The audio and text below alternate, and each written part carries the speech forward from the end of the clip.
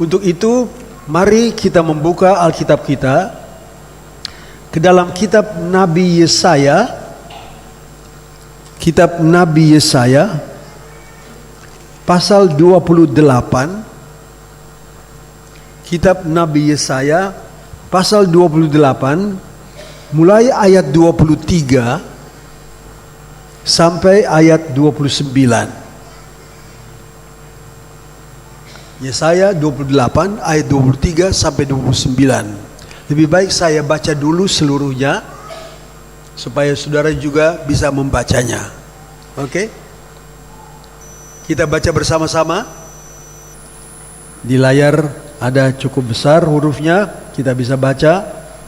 Mulai ayat 23, Yesaya pasal 28. Kita baca, 1, 2, 3. Pasanglah telinga dan dengarkanlah suaraku. Perhatikanlah dan dengarkanlah perkataanku. Setiap harikah orang membajak, mencangkul, dan menyisir tanahnya untuk menabur?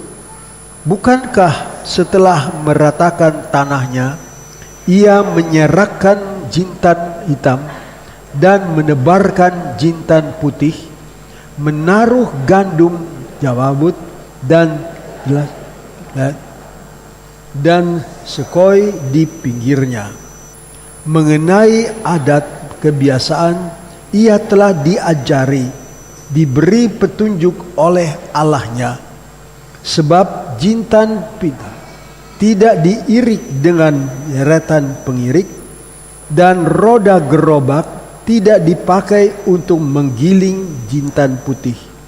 Tetapi jintan hirap diirik dengan memukul-mukulnya dengan galah, dan jintan putih dengan tongkat.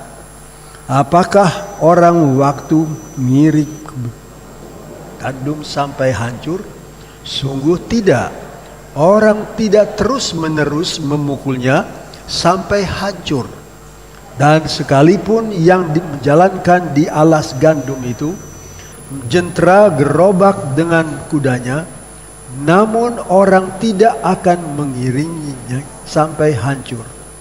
Dan ini pun didatangnya dari Tuhan semesta alam. Ia adalah dalam keputusan dan agung dalam kebijaksanaan. Nah, saudara-saudara, di sini kita membaca pertama-tama adalah Tuhan berbicara kepada Nabi Yesaya. Yesaya adalah orang yang hidup, seorang nabi Tuhan dihidup 700 tahun sebelum Masehi. Di sanalah dia ada 700 tahun sebelum Masehi. Kita sekarang tahun Masehi 2013. Jadi kalau sekarang kita lihat mundur adalah 2700 tahun yang lalu Yesaya hidup. Yesaya seorang nabi. Nabi adalah seorang yang menjadi mulutnya, lidah mulut daripada Tuhan.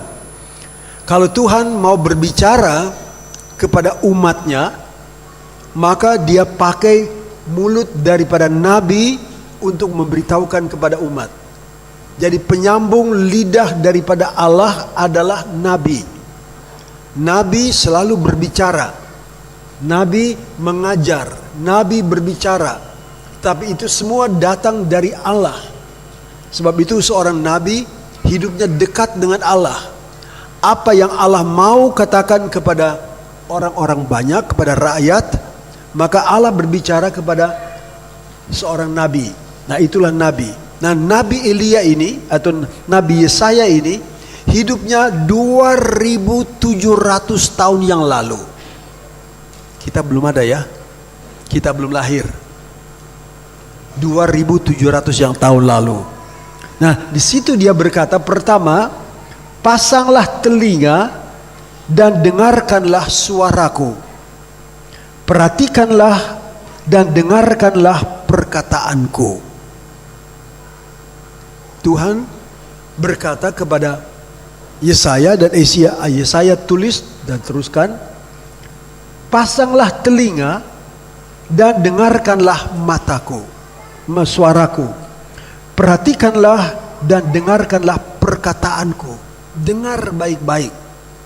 Nah, kalau saudara datang ke dalam kebaktian, saudara pun diharapkan pasang telinga dan dengarkanlah suara Tuhan. Suara Tuhan kita tidak dengar langsung, tetapi suara Tuhan berikan melalui hamba Tuhan.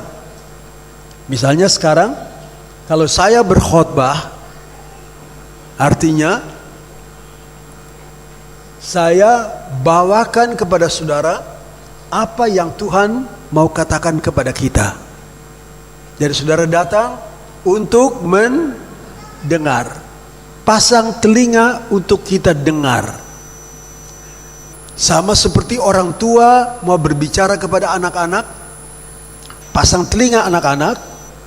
Kalau tidak mau, dijewer kupingnya. Itulah hukuman. Sebab itu dia harus mendengar apa orang tua katakan. Dalam hal ini Tuhan berbicara kepada saudara dan saya.